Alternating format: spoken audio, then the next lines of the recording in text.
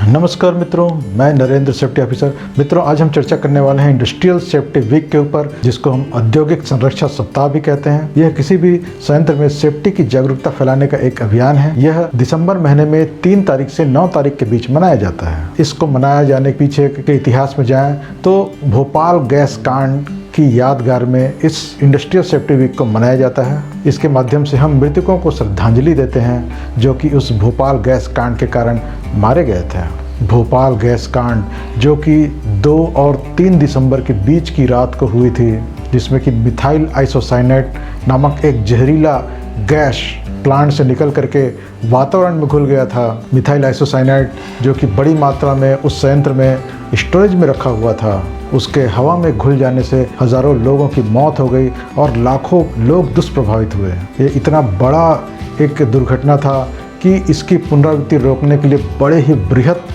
पैमाने पर प्रयास किया गया।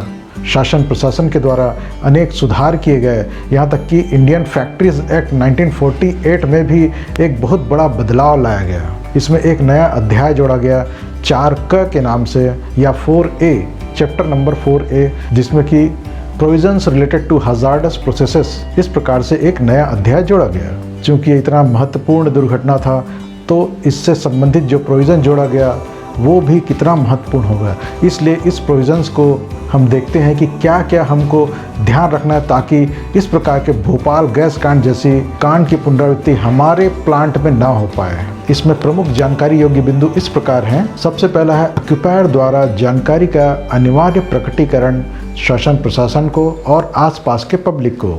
इसमें हम देखते हैं कि संयंत्र में बहुत प्रकार के खतरनाक पदार्थ मिथाइल आइसोसाइनेट के जैसे हो सकते हैं। इन सभी पदार्थों के विषय में हमको जानकारी देना है, शासन प्रशासन को भी देना है और पब्लिक को भी देना है। ये पदार्थ कौन कौन से हैं, इन पदार्थों में किस किस प्रकार के खतरे निहित हैं और इनका स्वास्थ्य पर क्या प्रभाव पड़ता है और इनको कंट्रोल में रखने के लिए क्या उपाय अपनाए गए हैं, इसके विषय में भी हमको शासन प्रशासन को और पब्लिक को जानकारी देना है। और हेल्थ एंड सेफ्टी पॉलिसी, हमारे संयंत्र की हेल्थ एंड सेफ्टी पॉलिसी क्या है, हम हेल्थ और सेफ्टी के विषय में कितने जागरूक हैं, इसके विषय में भी हमको शासन प्रशासन को और पब्लिक को बताना है। एक और इम्पॉर्टेंट चीज़ है कि हमारे संयंत्र में कितने प्रकार के वेस्ट बन रहे हैं, खतरनाक वेस्ट कौन कौन से हैं, उनकी मात्रा क्या क्या है और उनके स्पेसिफिकेशन क्या हैं, उनकी क्या विशेषताएं हैं, किस प्रकार से वो इस्तेमाल हो सकते हैं, किस प्रकार से वो दूसरों को नुकसान पहुंचा सकते हैं और उनको निपटान किस प्रकार से किया जाता है,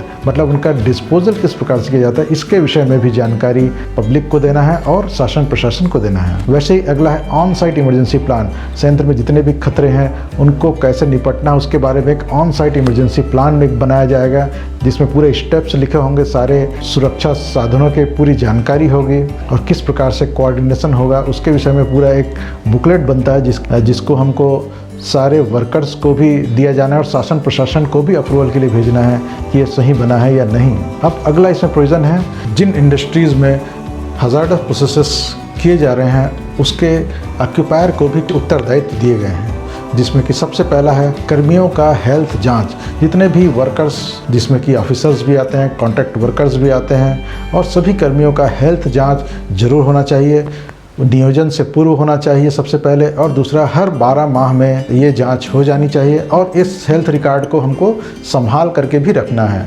अगला दायित्व है कि इस प्रकार के जो हजार्डस प्रोसेसेस जिन संयंत्र में हो रहा है वहाँ पे ऐसे प्रक्रियाओं को विशेष तौर पे देखभाल करने के लिए सुपरवाइज़र्स की नियुक्ति की जानी है। विशेष क्वालिफिकेशन और अनुभव वाले सुपरवाइज़र्स की देखरेख में ही सभी प्रकार के ऑपरेशन और मेंटेनेंस की एक्टिविटीज़ किया जाना है। इस अमेंडमेंट में अगला प्रोविज़न दिया हुआ है खतरनाक जो रसायन हैं उनकी परमिसिबल लिमिट्स।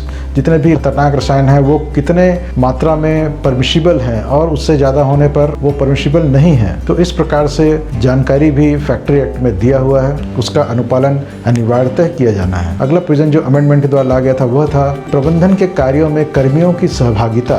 प्रत्येक हजार्डस इंडस्ट्रीज़ में एक सेफ्टी कमेटी का निर्माण किया जाएगा, जिसमें कि बराबर की संख्या में प्रबंधन के लोग और वर्कर्स के लोग होंगे और वे आपस में मिल बैठ करके संयंत्र में जितने भी हेल्थ संबंधी और सेफ्टी संबंधी इश्यूज़ हैं उस पर चर्चा करेंगे, उसका सॉल्यूशन निकालेंगे।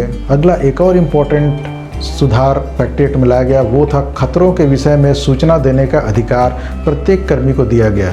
कोई भी कर्मी जिसको ये लगता है कि संयंत्र में कोई ऐसा खतरनाक घटना घटने की संभावना है जिससे कि किसी को नुकसान हो सकता है, फैटल एक्सीडेंट हो सकता है या बड़ा एक्सीडेंट हो सकता है, तो वो प्रबंधन को सूचना दे सकता है। अगर प्रबंधन उसकी नहीं सुन रहा है तो वो सीधे फैक्ट्री इंस्पेक्टर को भी सूचित कर सकते। ये तो रहा इस अमेंडमेंट में किन किन प्रमुख प्रोविजंस के विषय में बताया गया है। अब हम देखते हैं कि जो इंडस्ट्रियल सेफ्टी वीक है या औद्योगिक सुरक्षा सप्ताह, उसका आयोजन किस प्रकार से किया जाता है। इंडस्ट्रियल सेफ्टी वीक के आयोजन के दौरान भोपाल गैस कांड में हताहतों को श्रद्धांजलि दिया जाता है। लोगों में सेफ्टी के प्रति जागरूकता फैलाने के लिए अनेक प्रकार के प्रतियोगिताओं का भी आयोजन किया जाता है, जिसमें निबंध प्रतियोगिता, नारा प्रतियोगिता, कविता प्रतियोगिता इत्यादि हो सकते हैं। सुरक्षा पर प्रश्न मंच का आयोजन किया जाता है। इस प्रकार के खतरनाक किसी घटना को लेकर के मॉक ड्रिल का भी आयोजन किया जाता है और जो इन प्रतियोगिताओं में विजेता होते हैं उनको पुरस्कार भी वितरित किया जाता है। इस प्रकार के अनेकानेक आयोजन किए जाते हैं जिसका उद्देश्य यही रहता है कि सभी लोग सेफ्टी के विषय में सोचे,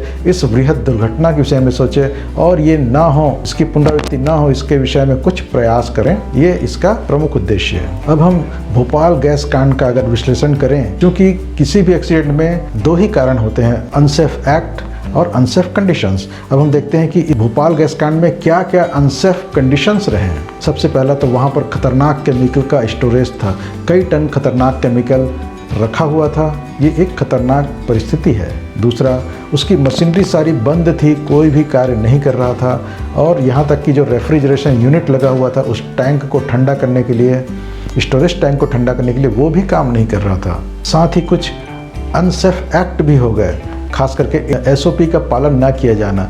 पाइप की सफाई का काम किया जाना था पानी के द्वारा और बीच में एक ब्लाइंड लगाया जाता था फ्लैंज को खोल करके, ताकि पानी जो है टैंक में न जा पाए। उस ब्लाइंड को लगाना भूल गए और टैंक में पानी चला गया। मिथाइल आइसोसाइनेट और पानी के बीच एक्सोथर्मिक रिएक्शन होता है जिसके कारण गर्मी पैदा होती है। इस गर्मी के कारण और भी इस प्रक्रिया की गति बढ़ जाती है और ज़्यादा गर्मी पैदा होने लगती है, फिर से और ज़्यादा गर्मी पैदा होने लगती है। इस प्रकार से केमिकल उबलने लगा और वेपराइज हो गया और वेपराइज होने के बाद वो स्क्रबर पार करते हुए कई टन मिथाइल आइसोसाइनेट वातावरण में चला गया, जिसका कि परिणाम ये वृहद दुर्घटना हुई। हज़ारों की मौत हो गई और लाखों परिवार दुष्प्रभावित हुए। पूरा विश्व हिल गया। अधिकतर सभी देशों में इसके विषय में विचार शुरू हुआ और कदम उठाए गए। अनेक देशों ने अपने फैक्ट्री एक्ट में संशोधन किया।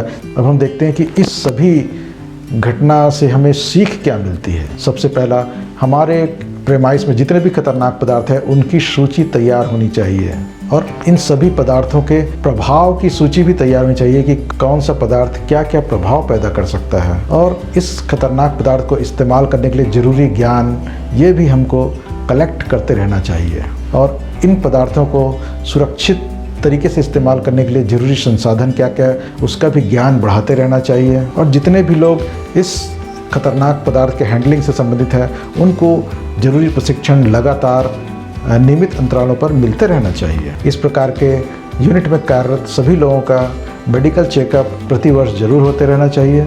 ऑन साइट इमरजेंसी प्लान में भी इन सभी के बारे में जानकारी होनी चाहिए और खतरनाक घटनाओं से निपटने का मॉक ड्रिल भी समय समय पर जरूर करते रहना चाहिए। अगर इन सभी चीज़ों को ध्यान रख लिया जाए तो भोपाल गैस कांड जैसी खतरनाक घटना की पुनरावृत्ति फिर ना हो पाएगी। आज के लिए इतना ही। अगर ये वीडियो आपको पसंद आया हो तो इसे लाइक ज़रूर करें और अपने मित्रों को भी शेयर करें और अगर आपने इस चैनल को सब्सक्राइब नहीं किया है तो इसे सब्सक्राइब कर लें और अगर आपको कोई सुझाव हो तो कमेंट बॉक्स में ज़रूर डालें। अब हम विदा लेते हैं, मिलेंगे अगले वीडियो में, तब तक के लिए नमस्ते।